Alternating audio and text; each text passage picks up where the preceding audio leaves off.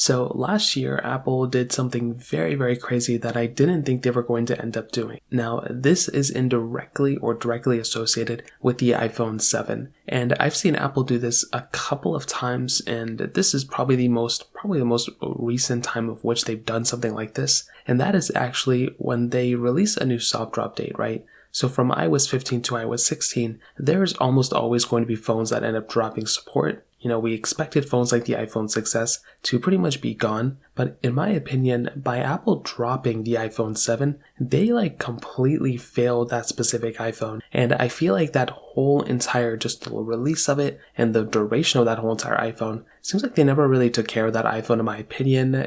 This was the iPhone to remove the headphone jack, and since then a lot of people have kind of stereotyped the iPhone 7 of kind of being this, I guess, like a stopgap year between the iPhone 6s and the iPhone 10s. Now, I would kind of agree with that, but for some reason, the Apple last year decided to go ahead and pretty much drop support of this thing. So this iPhone did not get iOS 16. It is still getting iOS 15 updates, which is nice. But after looking at the landscape for the last about 6 months from this iPhone being released, or being unsupported, and iOS 16 being released, it has made no sense at all of why Apple went ahead and discontinued and dropped support of the iPhone 7 at all. If it was a power issue, if it was an age issue, that wouldn't have made too much sense either, because there are some iPads that are supported with the same exact chipset as this, iPhone that are currently supported on iPadOS 16. In fact, I think there's an iPad that has the same chipset as the iPhone 6s that is also still supported on iPadOS 16. So I don't really like how Apple's doing this thing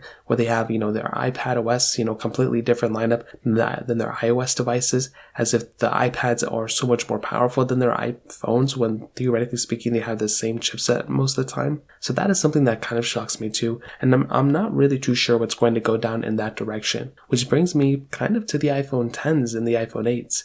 Are these iPhones going to be more like an iPhone 5S and iPhone 5, where maybe there's only a version or two different? Or is it going to be like the iPhone 6s and the iPhone 6, where there's multiple versions of, iOS, updates between them? Is the iPhone 7 going to basically be the iPhone 6 of this day and age, where the iPhone 8 will end up getting many versions of software? It's almost guaranteed it's going to be getting iOS 17, at least I hope so. So when iOS 17 comes out and iOS 18 comes out and the iPhone 7 is still on iOS 15, I wonder what that's going to do for the legacy of that specific iPhone. So I'd love to hear your thoughts about this. Let me know in the comment section below. Hit the like button, that would mean so much, but definitely hit that subscribe button. More importantly than everything else, I love every single one of you guys. Hopefully I'll catch you guys in the next video. Peace out till then.